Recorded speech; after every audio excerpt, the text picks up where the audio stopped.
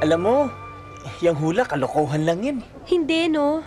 Maganda nga yun eh. At least, mapaghahandaan mo yung mangyayari sa'yo. Alam mo, kahit walang hula, dapat handa tayo sa pwede mang mangyari sa buhay natin. Oo nga, pero... Kasi ano eh... Yung... O sige, kunyari ganito. Di ba parang mas exciting kung malalaman mo kung sino yung magiging kapalaran mo?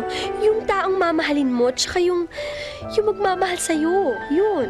Oo, pero ang hula, pagbabakasakali yan. Pwedeng tama, pwedeng mali. Pero ang hindi pwedeng magkamali, puso. Tulad ng puso ko.